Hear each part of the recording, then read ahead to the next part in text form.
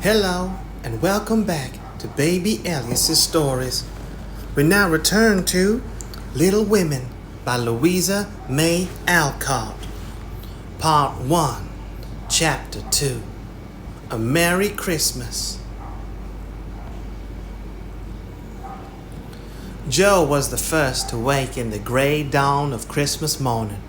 No stockings hung at the fireplace, and for a moment she felt as much disappointed as she did long ago when her little sock fell down because it was crammed so full of goodies.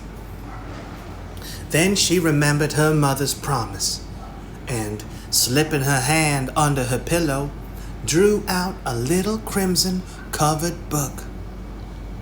She knew it very well, for it was that beautiful old story of the best life ever lived, and Joe felt that it was a true guidebook for any pilgrim going on a long journey. She woke Meg with a Merry Christmas and bade her to see what was under her pillow.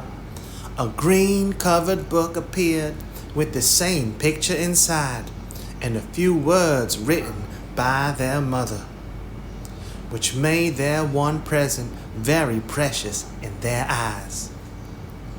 Presently, Beth and Amy woke to rummage and find their little book also one dove-colored, the other one blue, and all sat looking at and talking about them, while the east grew rosy with the coming day. In spite of her small vanities, Margaret had a sweet and pious nature, which unconsciously influenced her sisters, especially Jo, who loved her very tenderly and obeyed her because her advice was so gently given. "Girls," said Meg seriously, looking from the tumbled head beside her to the two little night-capped ones in the room beyond, "Mother wants us to read and love and mind these books, and we must begin at once. We used to be faithful about it, but since Father went away and all this war trouble unsettled us, we have neglected many things. You can do as you please, but I shall keep my book on the table here and read a little every morning as soon as I wake, for I know it will do me good and help me through the day." Then she opened her new book and began to read. Jo put her arm round her and, leaning cheek to cheek, read also, with the quiet expression so seldom seen on her restless face. "How good Meg is! Come, Amy, let's do as they do. I'll help you with the hard words, and they explain things if we don't understand," whispered Beth, very much impressed by the pretty books and her sister's example. "I'm glad mine's blue," said Amy, and then the rooms were every still while the pages were softly turned, and the winter sunshine crept in to touch the bright heads and serious faces with a Christmas greeting. "Where is Mother?" asked Meg, as she and Jo ran down to thank her for their gifts, half an hour later. "Goodness only knows. Some poor creature came a-begging, and your ma went straight off to see what was needed. There never was such a woman for giving away vitals and drink, clothes and firing," replied Hannah, who had lived with the family since Meg was born and was considered by them all more as a friend than a servant. "She will be back soon, I think, so fry your cakes and have everything ready," said Meg, looking over the presents which were collected in a basket and kept under the sofa, ready to be produced at the proper time. "Why, where is Amy's bottle of cologne?" she added, as the little flask did not appear. She took it out a minute ago and went off with it to put a ribbon on it or some such notion, replied Joe, dancing about the room to take the first stiffness off the new army slippers. How nice my handkerchiefs look, don't they? Hannah washed and ironed them for me, and I marked them all myself, said Beth, looking proudly at the somewhat uneven letters which had cost her such labor.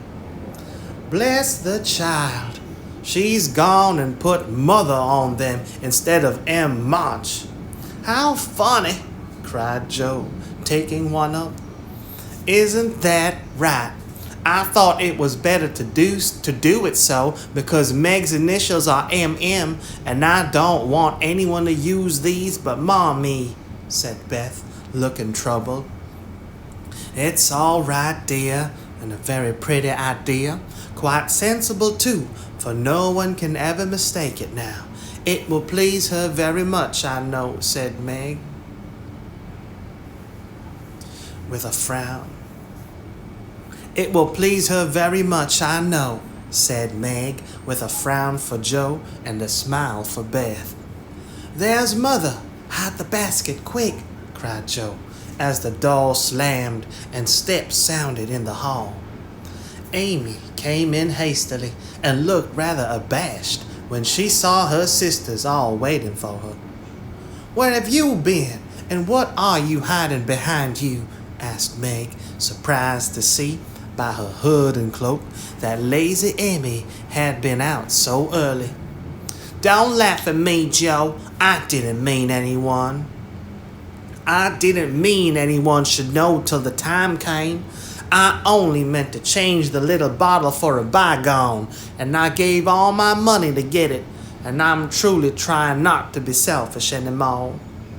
As she spoke, Amy showed the handsome flask, which replaced the cheap one, and looked so earnest and humble in her little effort to forget herself that Meg hugged her on the spot, and Joe pronounced her a trump, while Beth ran to the window and picked her finest rose to ornament the stately bottle. You see, I felt ashamed of my present after reading and talking about being good this morning, so I ran around the corner and changed it the minute I was up, and I was so glad, for mine is the handsomest now. Another bang of the street door sent the basket under the sofa, and the girls to the table, eager for breakfast. Merry Christmas, Mommy! Many of them.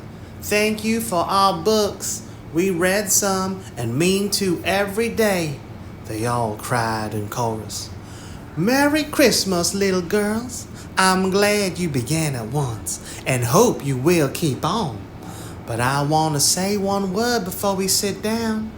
Not far away from here lies a poor woman with a little newborn baby. 6 children are huddled into one bed to keep from freezing, for they have no fire. There is nothing to eat over there, and the oldest boy came to tell me they were suffering hunger and cold. My girls, will you give them your breakfasts a Christmas present? They were all unusually hungry, having waited nearly an hour, and for a minute no one spoke. Only a minute, for Joe exclaimed impiteously, I'm so glad you came before we began. May I go and help carry the things to the poor little children? Asked Beth eagerly. I shall take the cream and the muffins, added Amy, heroically giving up the articles she most liked. Meg was already covering the buckwheats and piling the bread into one big plate. I thought you'd do it, said Mrs. March, smiling as if satisfied. You shall all go and help me, and when we come back, we will have bread and milk for breakfast and make it up at dinner time. They were soon ready, and the procession set out. Fortunately, It was early, and they went through back streets so few people saw them, and no one laughed at the queer party. A poor, bare, miserable room it was, with broken windows, no fire, ragged bedclothes, a sick mother, wailing baby, and a group of pale, hungry children cuddled under one old quilt, trying to keep warm. How the big eyes stared, and the blue lips smiled as the girls went in. "Eich, mein Gott, it is good angels come to us," said the poor woman, crying for joy. "Funny angels in hoods and mittens," said Joe, and set them to laughing.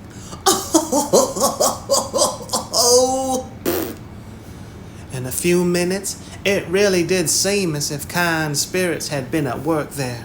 Hannah, who had carried wood, made a fire and stopped up the broken panes with old hats and her own cloak. Mrs. March gave the mother tea and gruel and comforted her with promise of help, while she dressed the little baby as tenderly as if it had been her own. The girls, meantime, spread the table, set the children round the fire, and fed them like so many hungry birds, laughing, talking, and trying to understand the funny broken English. "Das ist gut, dein Egelkinder," cried the poor things as they ate and warmed their purple hands at the comfortable blaze.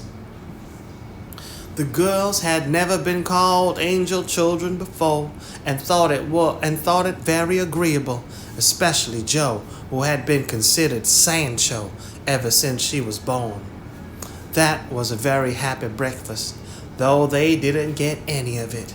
And when they went away, leaving comfort behind, I think there were not in all the city 4 merrier people than the hungry little girls who gave away their breakfasts and contented themselves with bread and milk on Christmas morning.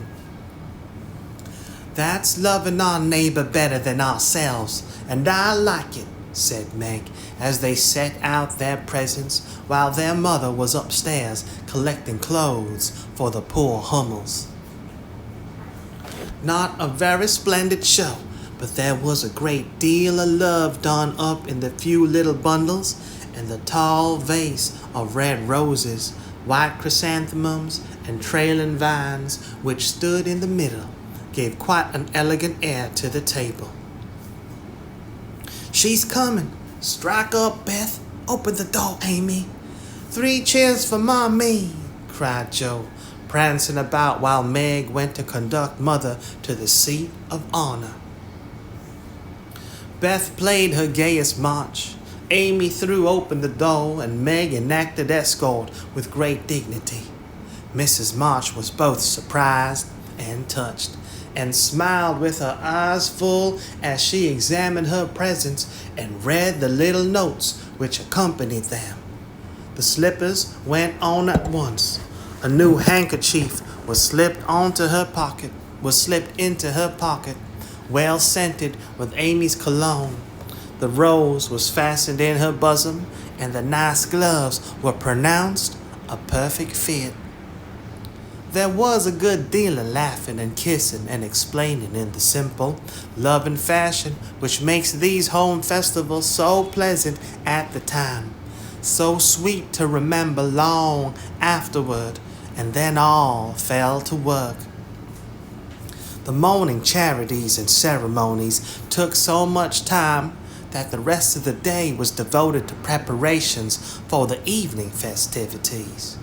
Being still too young to go often to the theater, and not rich enough to afford any great outlay for private performances, the girls put their wits to work, and necessity, being the mother of all invention, made whatever they needed.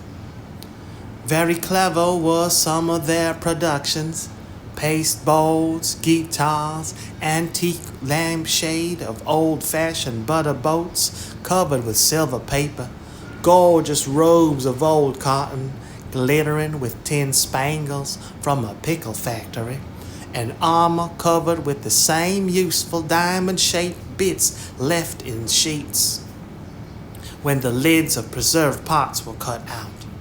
The big chamber was the scene of many innocent revels. No gentlemen were admitted, so Jo played male parts to her heart's content and took immense satisfaction in a pair of rousette leather boots given her by a friend, who knew a lady who knew an actor. These boots, an old foil, and a slashed doublet once used by an artist for some picture, were Jo's chief treasures and appeared on all occasions. The smallness of the company made it necessary for the two principal actors to take several parts apiece, and they certainly deserved some credit for the hard work they did in learning 3 or 4 different parts, whisking in and out of various costumes, and managing the stage besides. It was excellent drill for their memories. A harmless amusement, and employed many hours which otherwise would have been idle, lonely, or spent in less profitable society. On Christmas night, a dozen girls piled onto the bed, which was the dress circle, and sat before the blue and yellow chintz curtains in a most flattering state of expectancy. There was a good deal of rustling and whispering behind the curtain, a trifle of lamp smoke, and an occasional giggle from Amy, who was apt to get hysterical in the excitement of the moment. Presently, a bell sounded, the curtains flew apart, and the operatic tragedy began. A gloomy wood, according to the one playbill, was represented by a few shrubs in pots, green baize on the floor, and a cave in the distance. This cave was made with a clothes horse for a roof, bureaus for walls, and it was a small furnace in full blast with a black pot on it and an old witch bending over it. The stage was dark, and the glow of the furnace had a fine effect, especially as real steam issued from the kettle when the witch took over the cover. A moment was allowed for the first thrill to subside, when then Hugo the villain stalked in with a clanking sword at his side, a slouching hat, black beard, mysterious cloak, and the boots.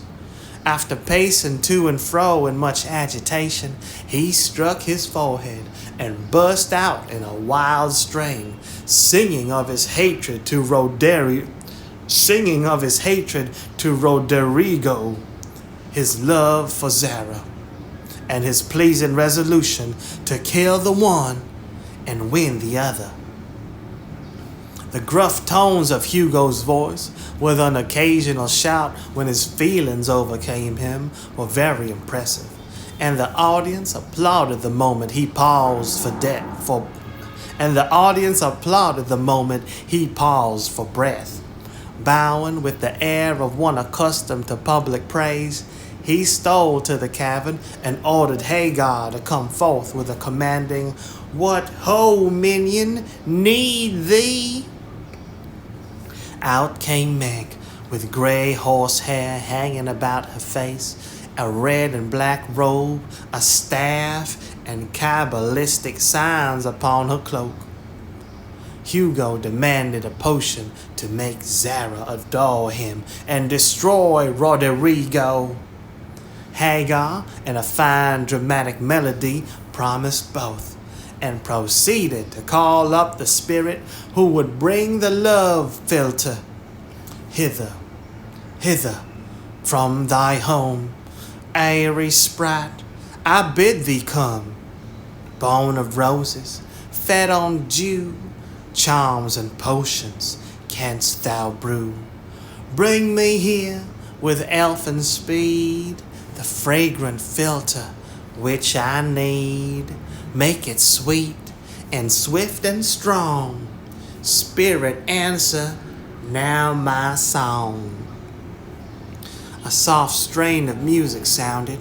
And then at the back of the cave appeared a little figure in cloudy white, with glittering wings, golden hair, and a garland of roses on its head, waving a wand.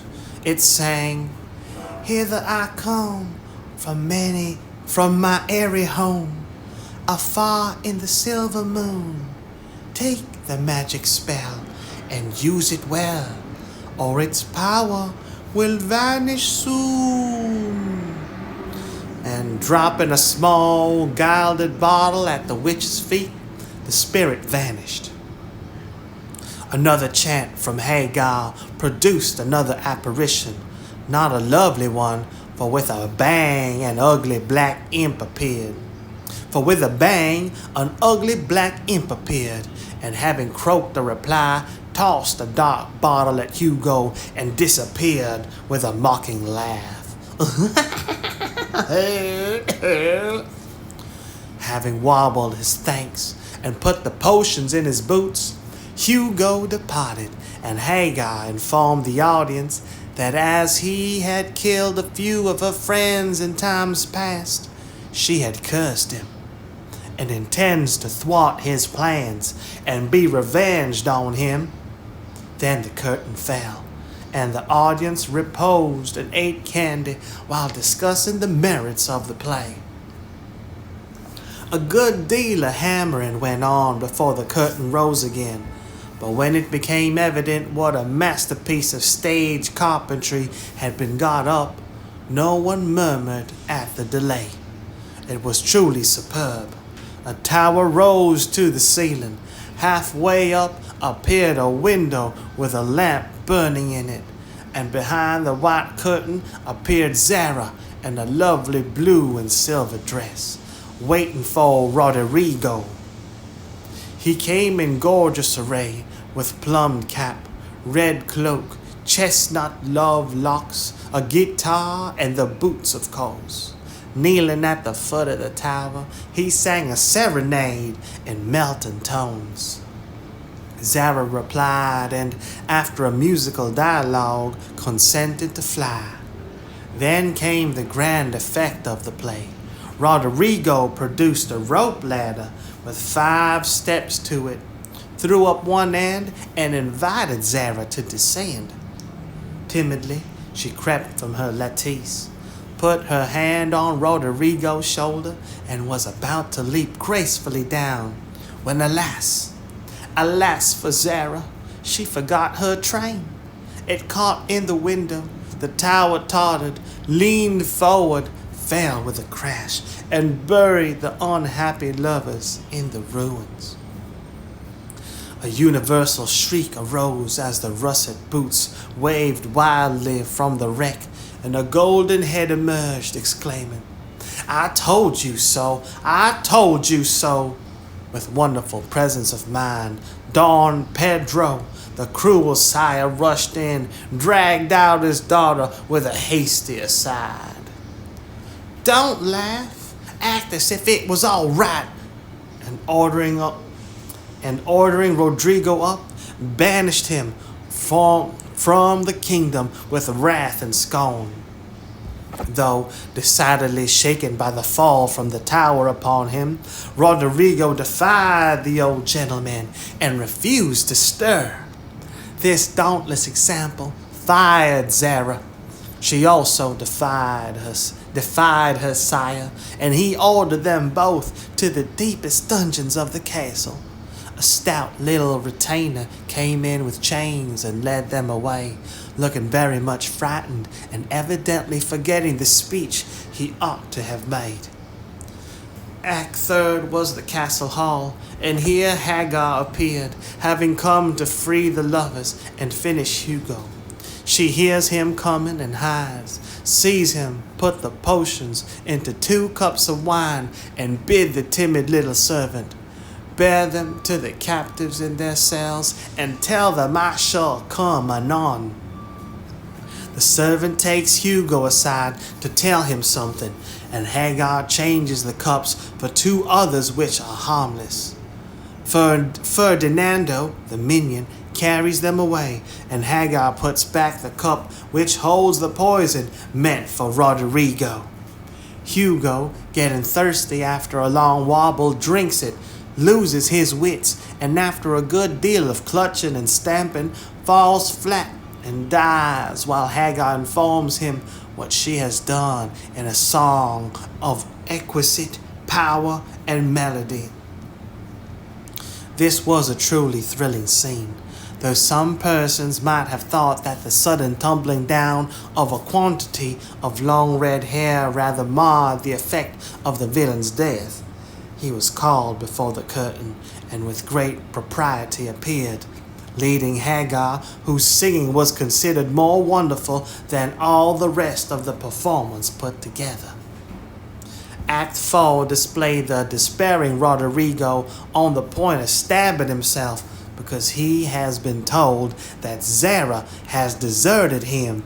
Just as the dagger is at his heart, a lovely song is sung under his window, informing him that Zara is true, but in danger, and he can save her if he will.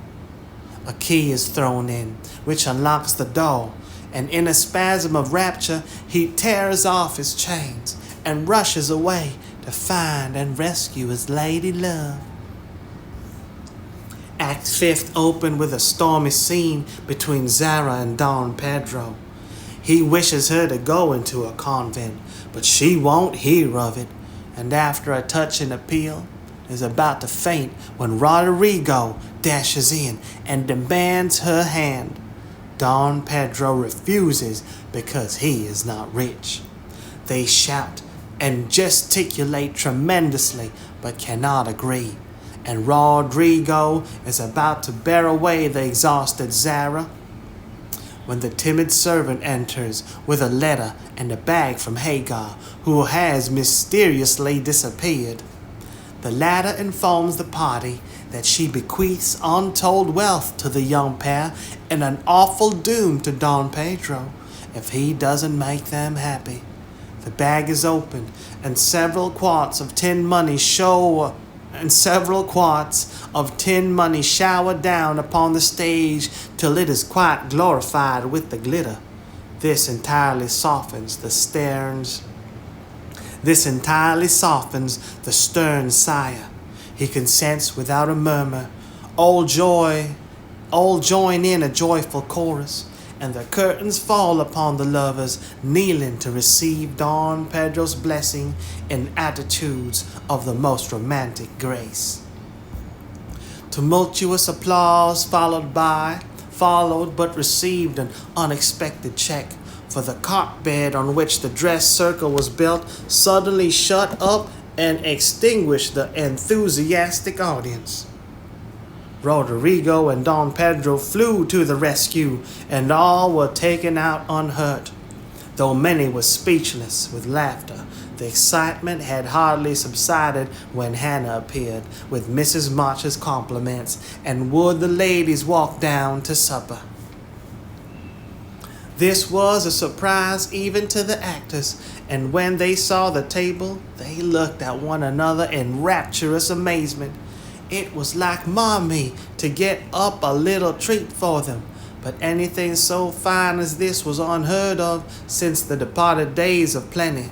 There was ice cream, actually 2 dishes of it, pink and white, and cake and fruit, and distracting French bonbons, and in the middle of the table, 4 great bouquets of hot house flowers. It quite took the breath away, and they stared first at the table and then at their mother, who looked as if she enjoyed it immensely. "Is it fairies?" asked Amy. "Santa Claus," said Beth. "Mother did it." And Meg smiled her sweetest, in spite of her gray beard and white eyebrows.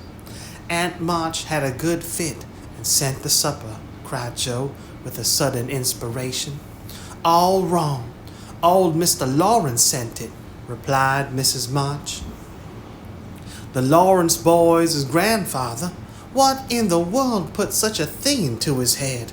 We don't know him," exclaimed Meg. "Hannah told one of his servants about your breakfast party. He is an odd old gentleman, but that pleased him. He knew my father years ago, and he sent me a polite note this afternoon saying he hoped I would allow him to express his friendly feeling toward my children by sending them a few trifles in honor of the day. I could not refuse, and so you have a little feast at night to make up for the bread and milk breakfast. That boy put it into his head. I know he did. He's a capital fellow, and I wish we could get acquainted. He looks as if he'd like to know us, but he's bashful, and Meg is so prim she won't let me speak to him when we pass, said Joe, as the plates went round and the ice begun to melt out of sight with oohs and ahs of satisfaction. You mean the people who live in the big house next door, don't you? Asked one of the girls.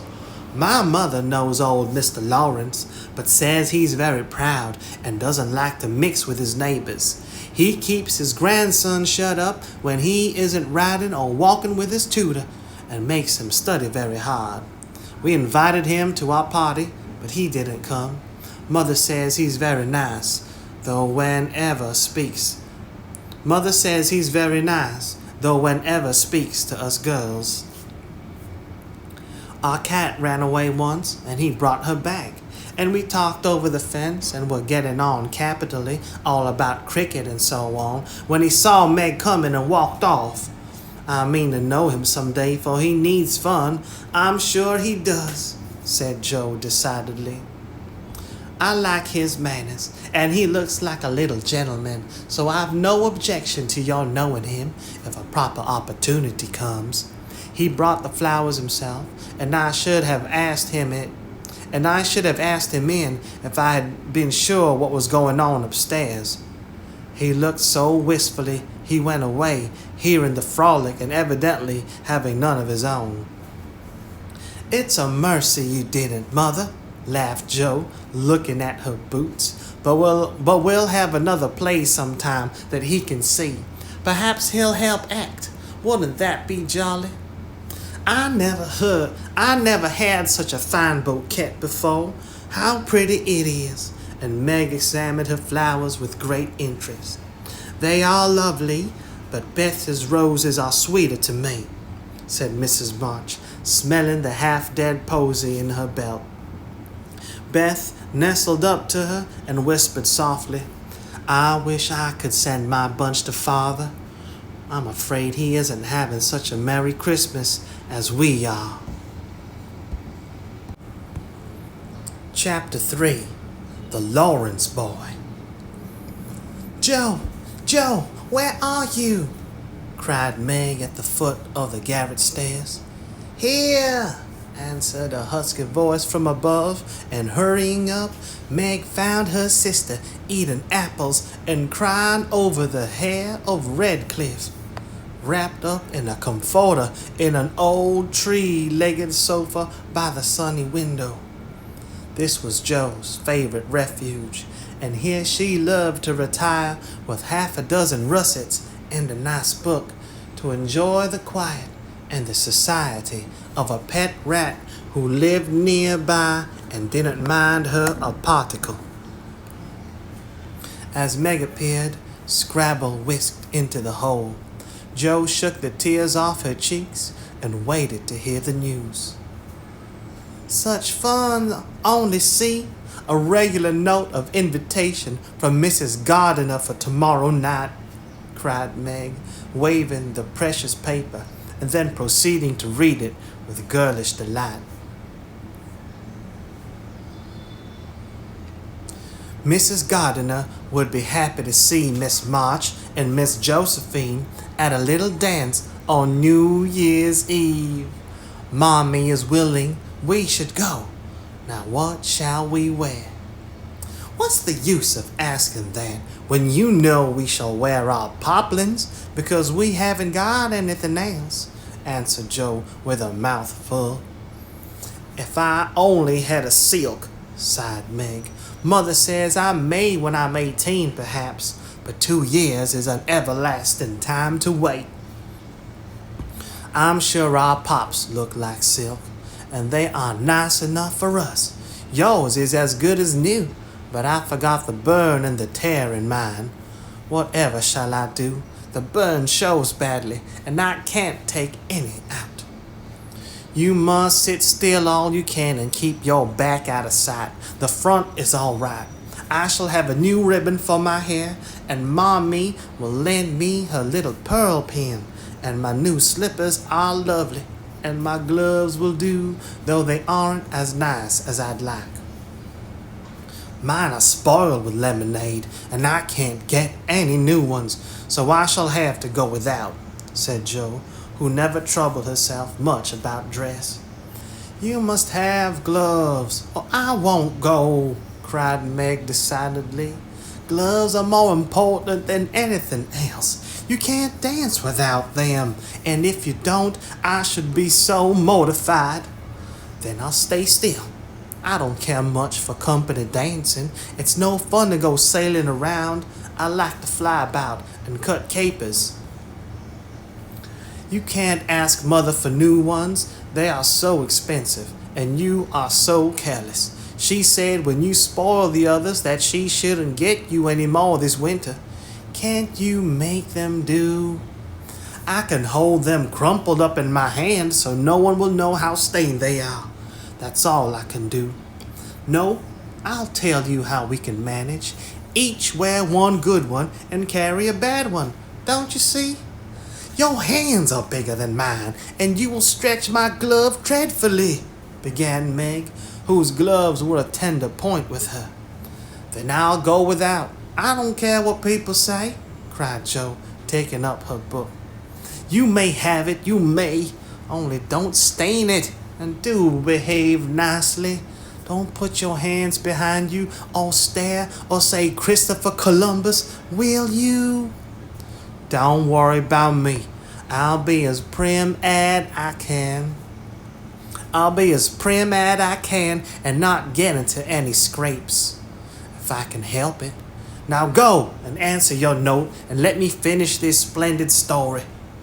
So Meg went away to accept with thanks, look over her dress, and sing blithely as she did up her worn real lace frill while Joe finished her story, her 4 apples, and had a game of romps with Scrabble. On New Year's Eve, the parlor was deserted, for the 2 younger girls played dressing maids, and the 2 elder were absorbed in all-important business of getting ready for the party. Simple as the toilets were, there was a great deal of running up and down, laughing and talking, and at one time a strong smell of burned hair pervaded the house. Meg wanted a few curls about her face, and Joe undertook to pinch the papered locks with a pair of hot tongs. Ought they to smoke like that? Asked Beth from her perch on the bed. It's the dampness drying, replied Joe. What a queer smell. It's like burned feathers, observed Amy, smoothing her own pretty curls with a superior air. There.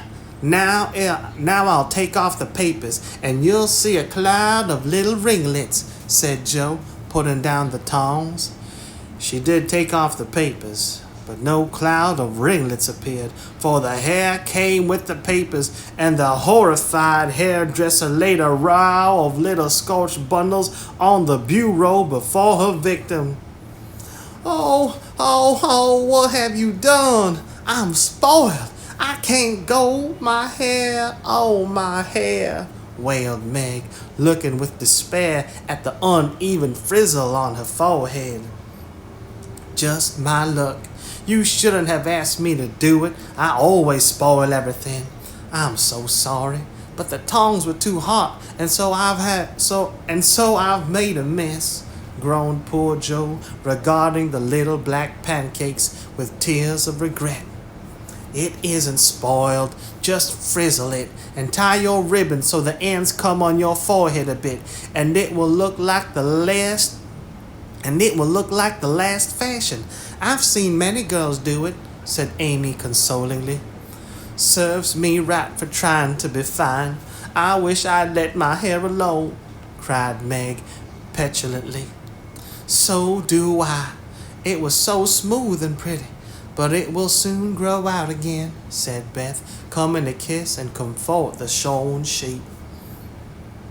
After various lesser mishaps, Meg was finished at last, and by the united exertions of the entire family, Joe's hair was got up and her dress on. They looked very well in their simple suits. Meg's in a silvery drab with a blue velvet snood, lace frills, and the pearl pin. Joe in maroon with a stiff, gentlemanly linen collar and a white chrysanthemum or two for her only ornament. Each put one nice light glove and carried one soiled one, and all pronounced the effect quite easy and fine. Meg's high-heeled slippers were very tight and hurt her, though she would not own it, and Joe's 19 hairpins all seemed stuck straight into her head, which was not exactly comfortable, but dear me, let us be elegant or die. "Have a good time, dearies," said Mrs. March, as the sisters went daintily down the walk. "Don't eat much supper, and come away at 11 when I send Hannah for you." As the gates clashed behind them, a voice cried from a window, "Girls, girls, have you both got nice pocket handkerchiefs?" "Yes, spandy nice, and Meg has cologne on hers," cried Joe, adding with a laugh as they went on, "I do believe Mommy would ask that if we were all running away from an earthquake." "It is one of her aristocratic tastes, and quite proper, for a real lady is always known by neat boots, gloves, and handkerchief," replied Meg, who had a good many little aristocratic tastes of her own. "Now don't forget to keep the bad breath out of sight, Joe.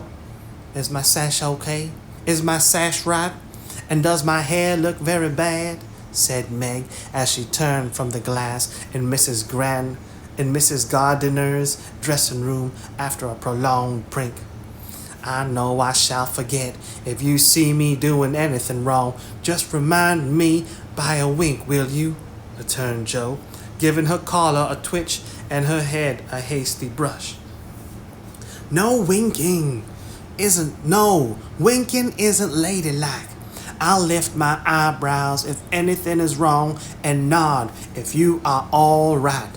Now hold your shoulders straight and take short steps, and don't shake hands if you are introduced to anyone. It isn't the thing. How do you learn all the proper ways? I never can. Isn't that music gay? Down they went, feeling a trifle timid, for they seldom went to parties, and informal as this little gathering was, it was an event to them. Mrs. Gardiner, a stately old lady, greeted them kindly, and handed them over to the eldest of her 6 daughters. Meg knew Sally, and was at her ease very soon. But Joe, who didn't care much for girls or girlish gossip, stood out with her back carefully against the wall, and felt as much out of place as a colt in a flower garden. Half a dozen jovial lads were talking about skates in other part of the room, and she longed to go and join them, for skating was one of the joys of her life. She telegraphed her wish to Meg, but the eyebrows went up so alarmingly that she dared not stir. No one came to talk to her, and one by one the group dwindled away till she was left alone. She could not roam about and amuse herself, for the burned breath would show. So she stared at people rather forlornly till the dancing began. Meg was asked at once, and the tight slippers tripped about so briskly that none would have guessed the pain the wearer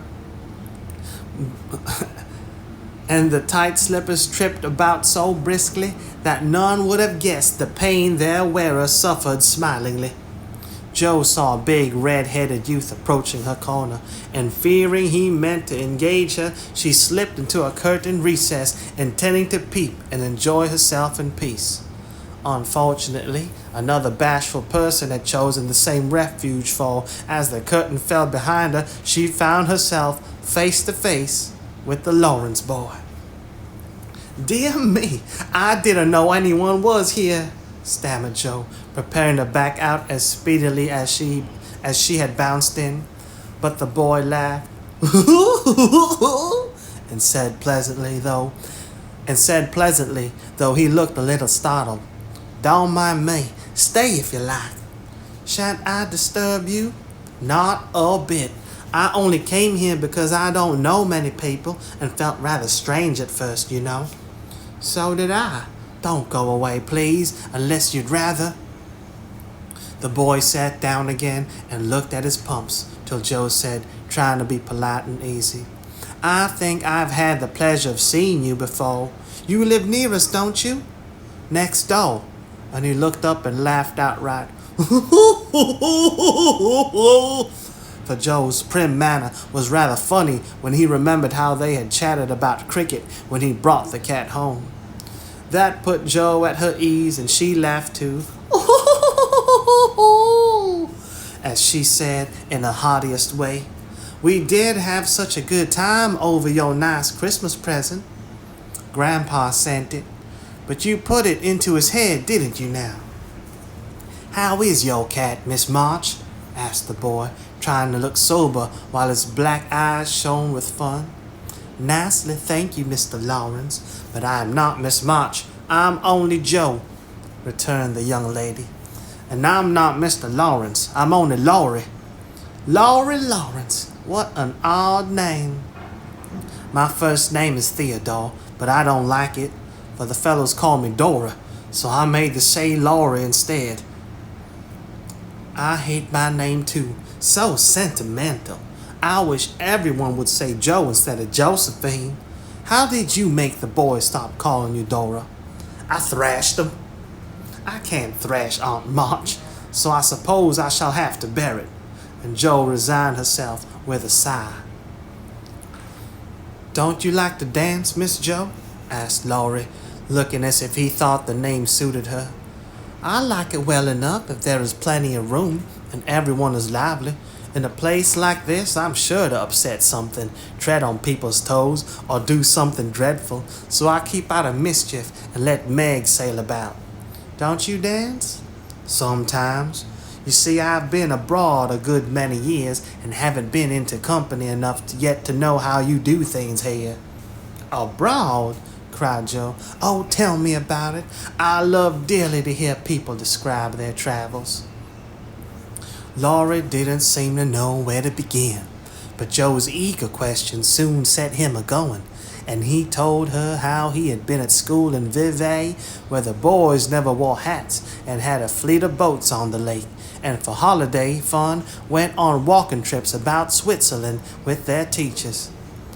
"Don't I wish I'd been there," cried Joe. Did you go to Paris?" "We spent last winter there." "Can you talk French?" "We were not allowed to speak anything else at Vevey." "Do say so. I can read it, but can't pronounce." "Quel nom cette jeune demoiselle en les pantoufles jolies?" "How nicely you do it. Let me see. You said, 'Who is the young lady in the pretty slippers,' didn't you?" "Oui, mademoiselle." "It's my sister Margaret, and you knew it was. Do you think she is pretty?" "Yes, she makes me think of the German girls. She looks so fresh and quiet and dances like a lady." Joe quite glowed with pleasure at this boyish praise of her sister, and stored it up to repeat to Meg. Both peeped and criticized and chatted till they felt like old acquaintances. Laurie's bashfulness soon wore off, for Joe's gentle manly demeanor amused and set him at his ease. And Joe was her merry self again, because her dress was forgotten, and nobody lifted their eyebrows at her. She liked the Laurence boy better than ever, and took several good looks at him, so that she might describe him to the girls, for they had no brothers, very few male cousins, and boys were almost unknown creatures to them. Curly black hair, brown skin, big black eyes, handsome nose, fine teeth, small hands and feet, taller than I am, very polite for a boy, and altogether jolly. Wonder how old he is. It was on the tip of Joe's tongue to ask, but she checked herself in time and with unusual tact tried to find out in a roundabout way. I suppose you are going to college soon? I see you pegged away at your books. No, I mean studying hard. And Joe blushed at the dreadful pegging which had escaped her. Laurie smiled but didn't seem shocked and answered with a shrug. Not for a year or two. I won't go before 17 anyway. But aren't you 15? Aren't you but 15? Asked Joe, looking at the tall lad whom she had imagined 17 already. 16 next month. How I wish I was going to college. You don't look as if you liked it. I hate it. Nothing but grinding or skylarking, and I don't like the way fellows do either in this country. What do you like? To live in Italy and to enjoy myself in my own way? Joe wanted very much to ask what his own way was, but his black brows looked rather threatening as he knit them. So she changed the subject by saying, as her foot kept time, "That's a splendid polka. Why don't you go and try it?" "If you will come too," he answered with a gallant little bow. "I can't, for I told Meg I wouldn't because—" There Joe stopped and looked undecided whether to tell or to laugh. "Because what? You won't tell? Never. Well, I have a bad trick of standing before the fire, so I burn my frocks, and I scorched this one, and though it's nicely mended, it shows, and Meg told me to keep still so no one would see it. You may laugh if you want to, it is funny, I know." But Laurie didn't laugh. He only looked down a minute, and the expression of his face puzzled Joe when he said very gently, "Never mind that. I'll tell you how we can manage. There's a long hall out there, and we can dance grandly, and no one will see us. Please come." Joe thanked him and gladly went, wishing she had 2 neat gloves when she saw the nice pearl-colored ones her partner wore.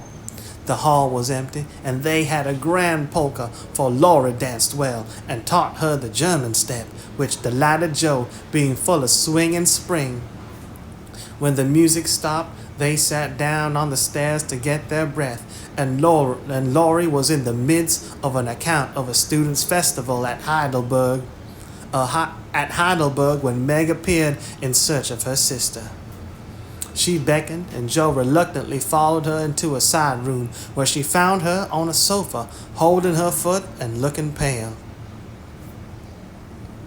"I've sprained my ankle. That stupid high heel turned and gave me a side wrench. It aches so I can hardly stand, and I don't know how I'm ever going to get home," she said, rocking to and fro in pain. "I knew you'd hurt your feet with those silly shoes. I'm sorry. But I don't see what you can do except get a carriage or stay here all night," answered Joe, softly rubbing the poor ankle as she spoke. "I can't have a carriage without its costing ever so much. I dare say I can't get one at all, for most people come in their own, and it's a long way to the stable, and no one to send." "I'll go." "No, indeed, it's past 9 and dark as Egypt." "I can't stop here, for the house is full. Sally has some girls staying with her. I'll rest till Hannah comes, and then do the best I can." "I'll ask Laurie. He will go," said Joe, looking relieved as the idea occurred to her. "Mercy, no. Don't ask or tell anyone. Get me my rubbers and put these slippers with our things. I can't dance anymore, but as soon as supper is over, watch for Hannah and tell me the minute she comes." "They are going out to supper now. I'll stay with you. I'd rather." "No, dear. Run along and bring me some coffee. I'm so tired I can't stir." So Meg reclined with rubbers well hidden, and Joe went blundering away to the dining room, when she found, after going into a china closet and opening the door of a room where old Mr. Gardiner was taking a little private refreshment. Making a dot at the table, she secured the coffee, which she immediately spilled, thereby making the front of her dress as bad as the back. Oh dear, what a blunderbuss I am, exclaimed Joe, finishing Meg's glove by scrubbing her gown with it. Can I help you? Said a friendly voice, and there was Laurie, with a full cup in one hand and a plate of rice in the other. I was trying to get something for Meg, who is very tired, and someone shook me, and here I am in a nice state, answered Joe, glancing dismally from the stained skirt to the coffee-colored glove. Too bad. I was looking for someone to give this to. May I take it to your sister? Oh, thank you. I'll show you where she is. I don't offer to take it myself, for I should only get into another scrape if I did. Joe led the way, and as if used to waiting on ladies, Laurie drew up a little table, brought a second installment of coffee and asked for Joe, and was so obliging that even particular Meg pronounced him a nice boy. They had a merry time over the bonbons and motos, and were in the midst of a quiet game of buzz, with 2 or 3 other young people who had strayed in, when Hannah appeared. Meg forgot her foot and rose so quickly that she was forced to catch hold of Joe with an exclamation of pain. Hush! Don't say anything, she whispered, adding aloud, It's nothing. I turned my foot a little, that's all, and limped upstairs to put her things on. Hannah scolded. Meg cried, and Joe was at her wit's end, till she decided to take things into her own hands. Slipping out, she ran down and, finding a servant, asked if he could get her a carriage. It happened to be a hired waiter who knew nothing about the neighborhood, and Joe was looking round for help when Laurie, who had heard what she said, came up and offered his grandfather's carriage, which had just come for him. He said, It's so early, you can't mean to go yet, began Joe, looking relieved but hesitating to accept the offer. I always go early. I do, truly.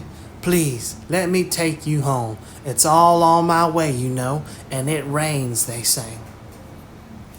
That settled it, and telling him of Meg's mishap, Joe gratefully accepted and rushed up to bring down the rest of the party.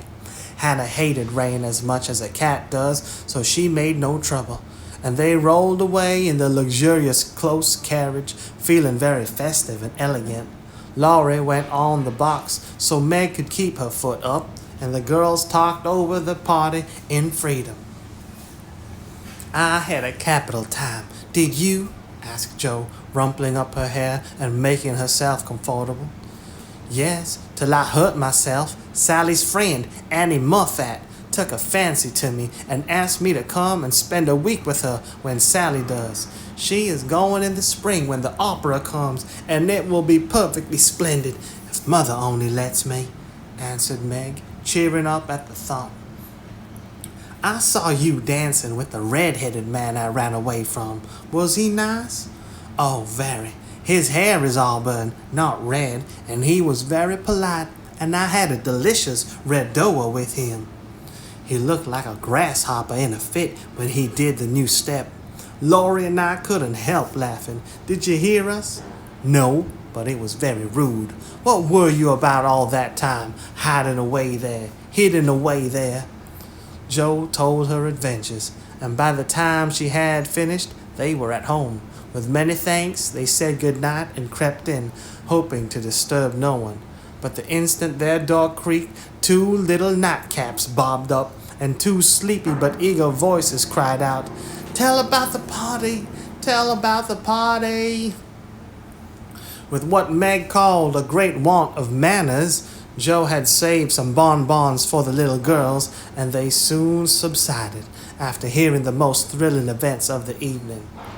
I declare, it really seems like being a fine young lady to come home from the party in a carriage and sit in my dressing gown with a maid to wait on me, said Meg, as Joe bound up her foot with arnica and brushed her hair. I don't believe fine young ladies enjoy themselves a bit more than we do, in spite of our burned hair, old gowns, 1 glove apiece, and tight slippers that sprain our ankles when we are silly enough to wear them. And I think Joe was quite right. Chapter 4. burdens. Oh dear, how hard it does seem to take up our packs and go on, sighed Meg the morning after the party. For now the holidays were over. The week of merrymaking did not fit her for going on easily with the task she never liked. I wish it was Christmas or New Year's all the time. Wouldn't it be fun? Answered Joe, yawning dismally. We shouldn't enjoy ourselves half so much as we do now, but it does seem so nice to have little suppers and bouquets and go to parties. But it does seem so nice to have little suppers and bouquets and go to parties and drive home and read and rest and not work. It's like other people, you know, and I always envy girls who do such things. I'm so fond of luxury, said Meg, trying to decide which of two shabby gowns was the least shabby. Well, we can't have it, so don't let us grumble but shoulder our burden. Well, we can't have it, so don't let us grumble but shoulder our bundles and trudge along as cheerfully as Mommy does. I'm sure Aunt March is a regular old man of the sea to me, but I suppose when I've learned to carry her without complaining, she will tumble off or get so light that I shan't mind her. This idea tickled Joe's fancy and put her in good spirits, but Meg didn't brighten, for her burden, consisting of 4 spoiled children, seemed heavier than ever. She had not heart enough even to make herself pretty as usual by putting on a blue neck ribbon and dressing her hair in the most becoming way. What's the use of looking nice when no one sees me but those cross midgets, and no one cares whether I'm pretty or not, she muttered, shutting her drawer with a jerk. I shall have to toil and moil all my days with only little bits of fun now and then, and get old and ugly and sour because I'm poor and can't enjoy my life as other girls do. It's a shame. So Meg went down wearing an injured look and wasn't at all agreeable at breakfast time. Everyone seemed rather out of sorts and inclined to croak. Beth had a headache and lay on the sofa, trying to comfort herself with the cat and 3 kittens. Amy was fretting because her lessons were not learned and she couldn't find her rubbers. Joe would whistle and make a great racket getting ready. Mrs. March was very busy trying to finish a letter, which must go at once, and Hannah had the grumps, for being up late didn't suit her. There never was such a cross family, cried Joe, losing her temper when she had upset an inkstand, broken both bootlaces, and sat down upon her hat. You're the crossest person in it, returned Amy, washing out the sum that was all wrong with the tears that had fallen on her slate. Beth, if you don't keep those horrid cats down cellar, I'll have them drowned, exclaimed Meg angrily as she tried to get rid of the kitten which had scrambled up her back and stuck like a bird just out of reach. Joe laughed, Meg scolded, Beth implored, and Amy wailed because she couldn't remember how much 9 times 12 was. Girls, do be quiet 1 minute. I must get this off by the early mail, and you drive me distracted with your worry, cried Mrs. March, crossing out the 3rd spoiled sentence in her letter. There was a momentary lull, broken by Hannah, who stalked in, laid 2 hot turnovers on the table, and stalked out again. These turnovers were an institution, and the girls called them muffs, for they had no others, and found the hot pies very comforting to their hands on cold mornings. Hannah never forgot to make them, no matter how busy or grumpy she might be, for the walk was long and bleak. The poor things got no other lunch and were seldom home before 2. Cuddle your cats and get over your headache, Bethy. Goodbye, Mommy. We are a set of rascals this morning, but we'll come home regular angels. Now then, Meg. And Joe tramped away, feeling that the Pilgrims were not setting out as they ought to do. They always looked back before turning the corner, for their mother was always at the window to nod and smile and wave her hand to them. Somehow it seemed as if they couldn't have got through the day without that, for whatever their mood might be, the last glimpse of that motherly face was sure to affect them like sunshine.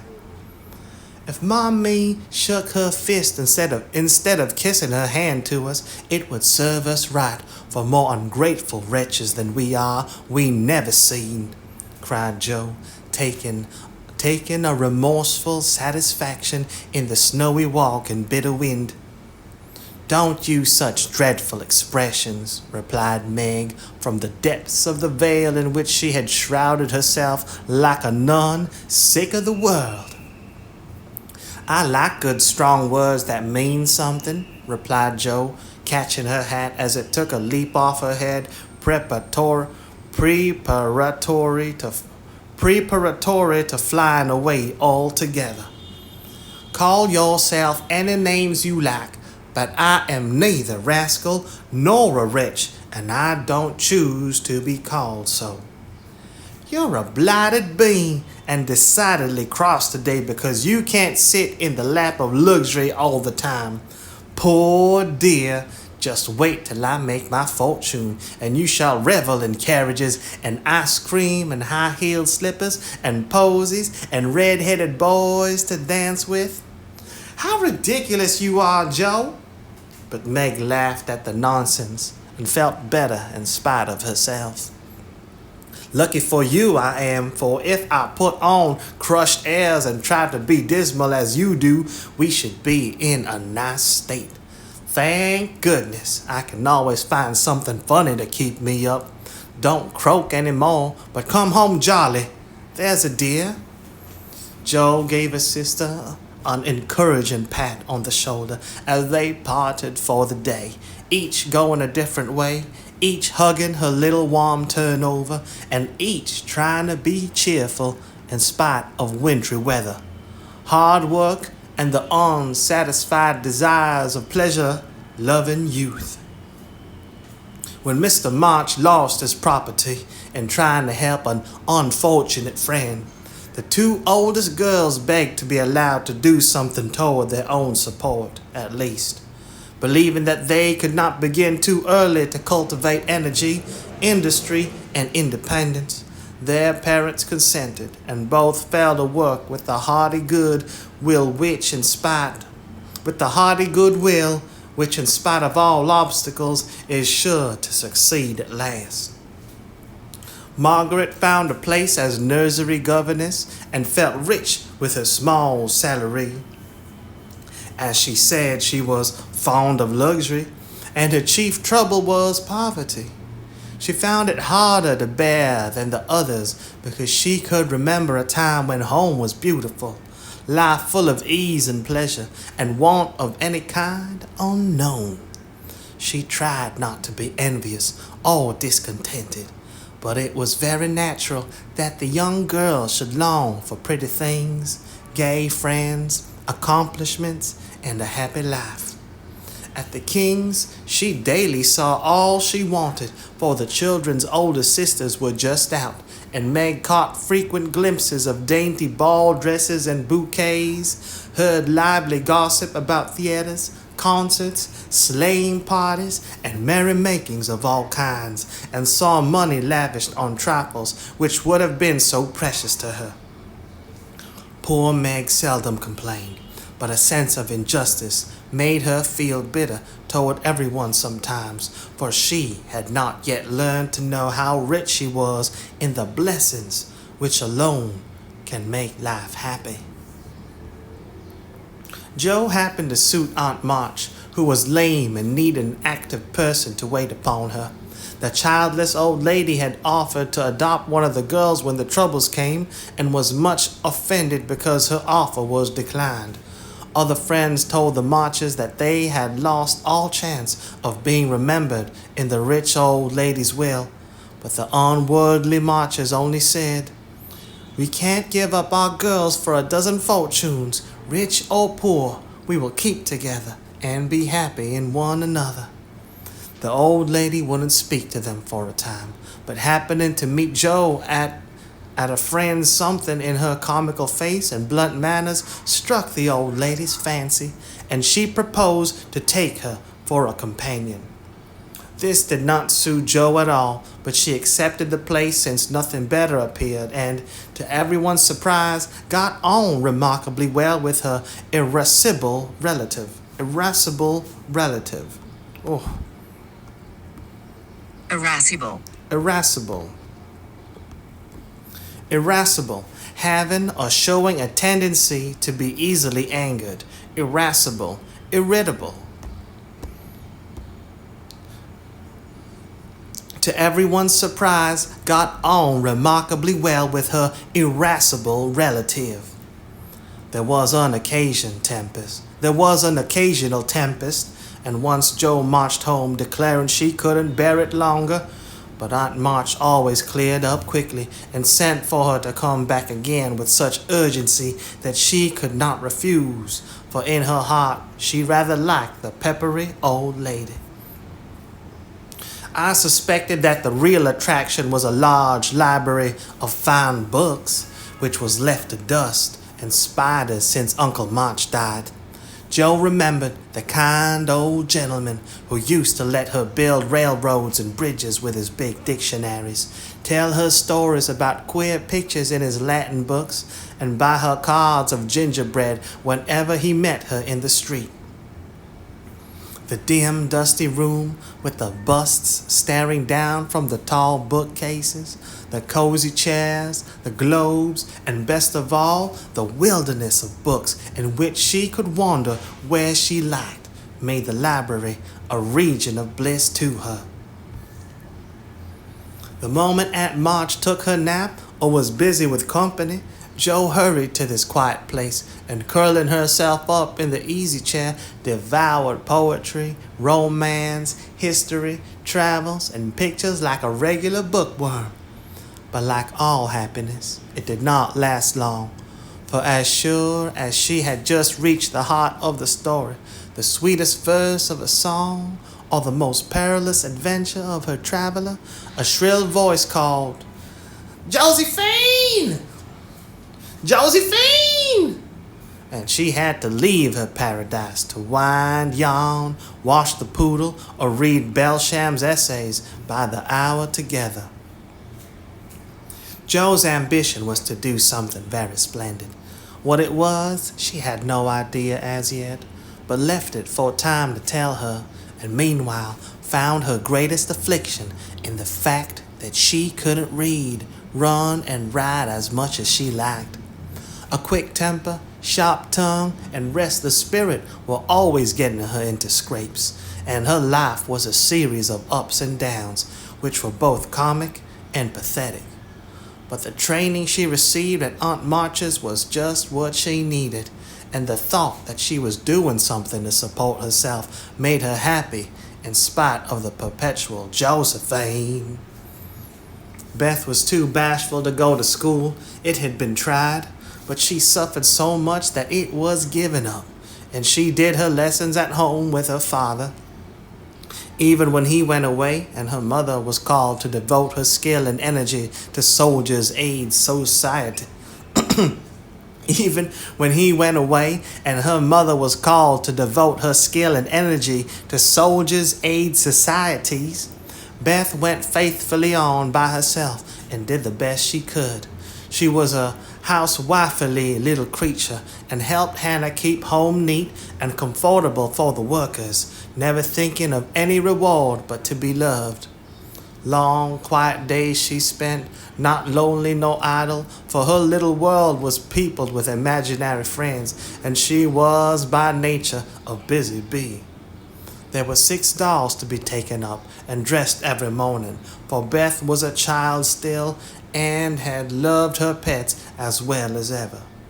Not one whole or handsome one among them, all were outcasts, till Beth took them in. For when her sisters outgrew these idols, they passed to her because Amy would have nothing old or ugly. Beth cherished them all the more tenderly for that very reason and set up a hospital for infirm dolls. No pins were ever stuck into their cotton vitals, no harsh words or blows were ever given them, no neglect ever saddened the heart or the most repulsive, but all were fed and clothed, nursed and caressed with an affection which never failed. One forlorn fragment of dollanity had belonged to Joe, and having led a tempestuous life, was left a wreck in the rag bag, from which dreary poorhouse it was rescued by Beth and taken to her refuge. Having no top to its head, she tied on a neat little cap, and as both arms and legs were gone, she hid these deficiencies by folding it in a blanket and devoting her best bed to this chronic invalid. If anyone had known the care lavished on that doll, I think it would have touched their hearts, even while they laughed. She brought it bits of bouquets, she read to it, took it out to breathe fresh air, hidden under her coat. She sang it lullabies and never went to bed without kissing its dirty face and whispering tenderly, "I hope you'll have a good night, my poor dear." Beth had her troubles as well as the others, and not being an angel but a very human little girl, she often wept a little weep, as Joe said, because she couldn't take music lessons and have a fine piano. She loved music so dearly, tried so hard to learn, and practiced away so patiently at the jingling old instrument, that it did seem as if someone, not to hint at March, ought to help her. Nobody did, however, and nobody saw Beth wipe the tears off the yellow keys that wouldn't keep in tune when she was all alone. She sang like a little lark about her work, never was too tired for Ma, me, and the girls, and day after day said hopefully to herself, "I know I'll get my music sometime, if I'm good." There are many Beths in the world, shy and quiet, sitting in corners till needed, and living for others so cheerfully that no one sees the sacrifices till the little cricket on the hearth stops chirping, and the sweet, sunshiny presence vanishes, leaving silence and shadow behind. If anybody had asked Amy what the greatest trial of her life was, she would have answered at once, "My nose." When she was a baby, Joe had accidentally dropped her into the coal hard, and Amy insisted that the fall had ruined her nose forever. It was not big nor red like poor Petrus. It was only rather flat, and all the pension in the world could not give it an aristocratic point. No one minded it but herself, and it was doing its best to grow, but Amy felt deeply the want of a Grecian nose and drew whole sheets of handsome ones to console herself.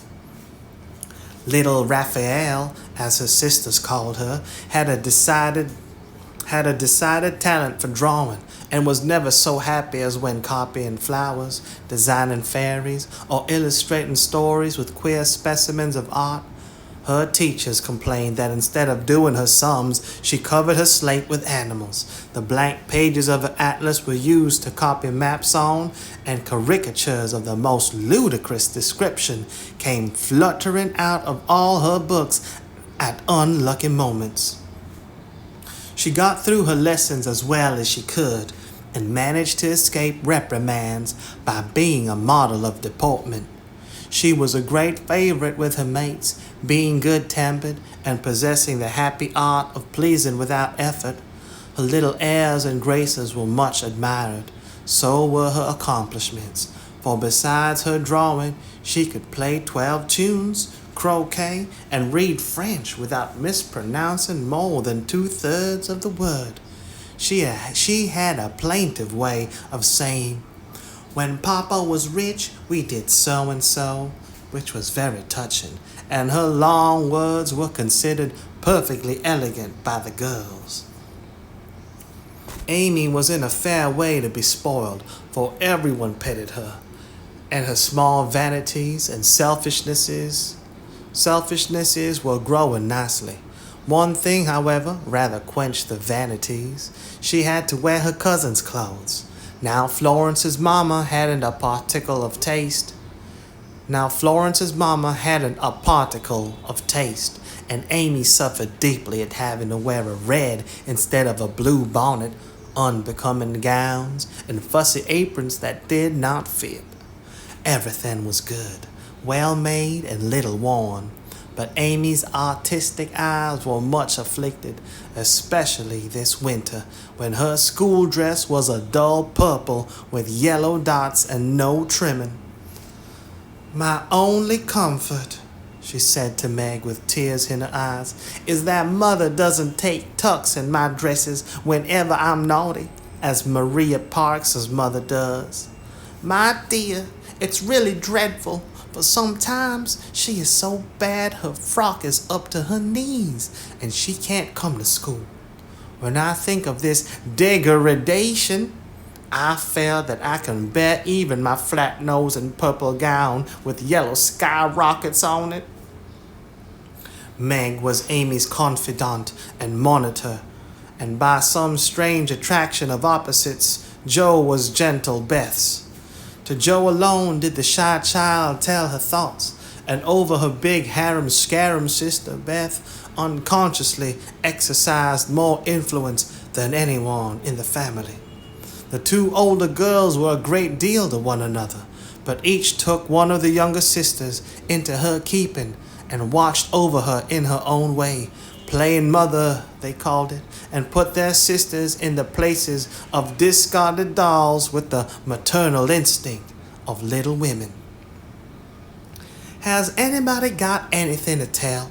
It's been such a dismal day, and I'm really dying for some amusement," said Meg as they sat sewing together that evening. "I had a queer time with Aunt today, and as I got the best of it, I'll tell you about it," began Jo, who dearly loved to tell stories. "I was reading that everlasting Belsham, and droning away as I always do, for Aunt soon drops off, and then I take out some nice book and read like fury till she wakes up. I actually made myself sleepy, and before she began to nod, I gave such a gape that she asked me what I meant by opening my mouth wide enough to take the whole book in at once. "I wish I could and be done with it," said I, trying not to be saucy. Then she gave me a long lecture on my sins and told me to sit and think them over while she just lost herself for a moment. She never finds herself very soon, so the moment her cap began to bob like a top-heavy dahlia, I whipped the Vicar of Wakefield out of my pocket and read away, with one eye on him and one eye on Aunt. I just got to where they all tumbled into the water when I forgot and laughed out loud. Aunt woke up, and being more good-natured after her nap, told me to read a bit and show what frivolous work I preferred to the worthy and instructive Belsham. I did my very best, and she liked it, though she only said, "I don't understand what it's all about. Go back and begin it, child." Back I went and made the prime roses as interesting as ever I could. Once I was wicked enough to stop in a thrilling place and say meekly, "I'm afraid it tires you, ma'am. Shan't I stop now?" She caught up her knitting, which had dropped out of her hands, gave me a sharp look through her specs, and said in her short way, "Finish the chapter and don't be impertinent, miss."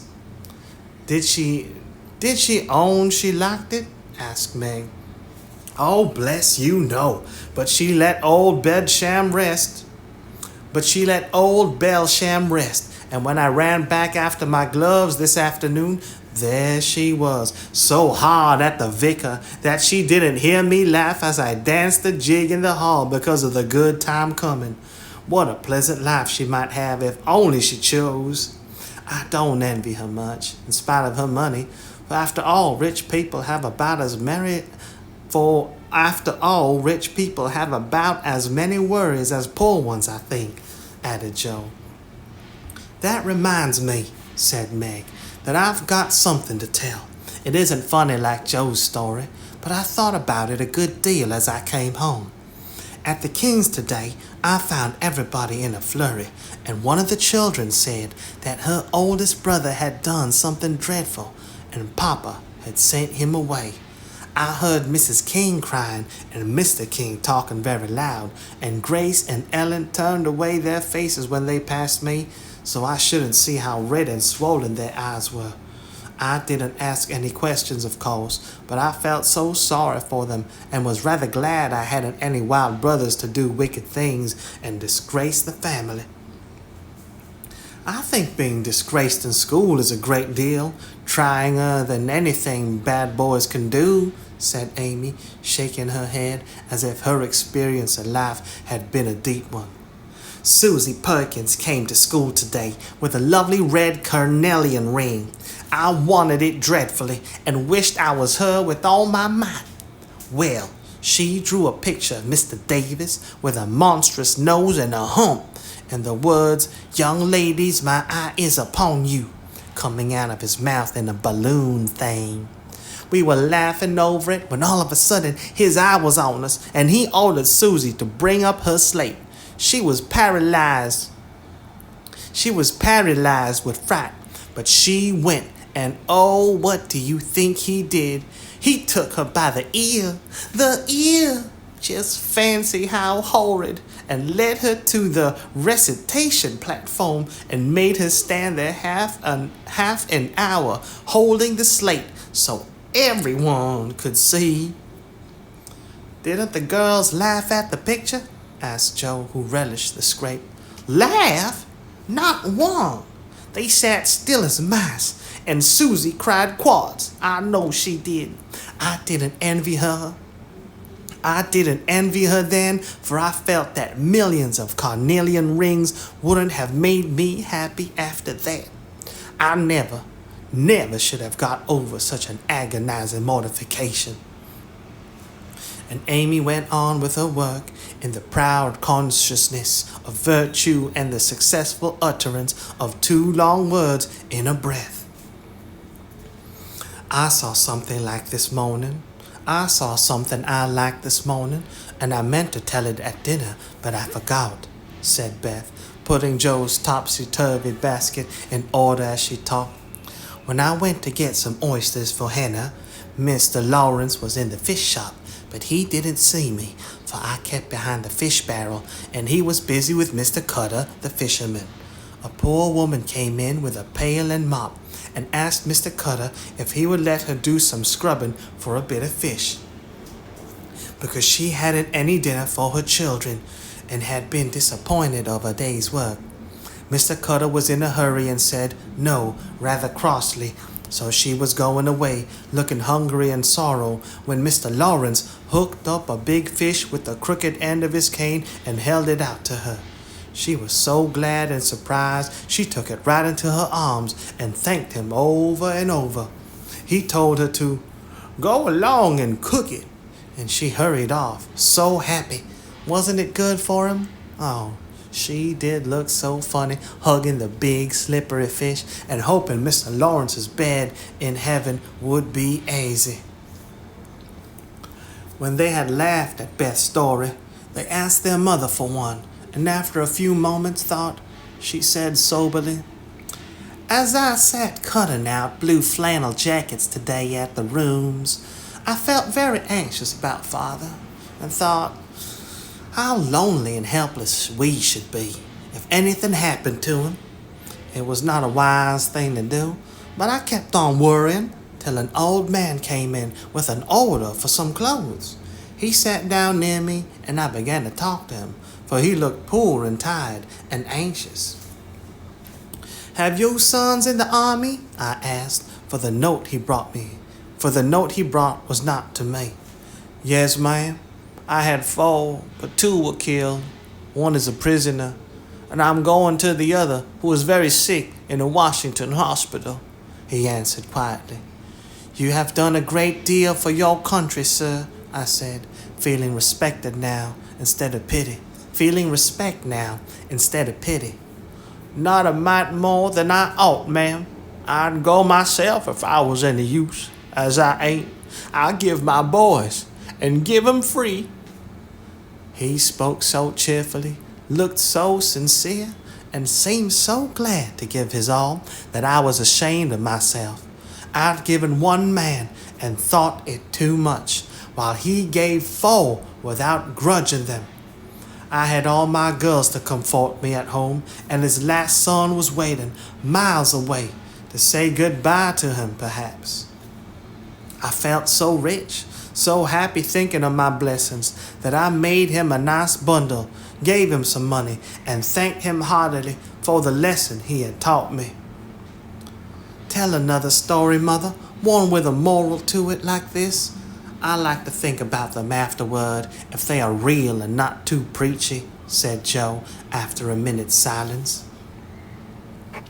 Mrs. March smiled and began at once, for she had told stories to this little audience for many years and knew how to please them. Once upon a time, there were 4 girls who had enough to eat and drink and wear, a good many comforts and pleasures, kind friends, and parents who loved them dearly, and yet they were not contented.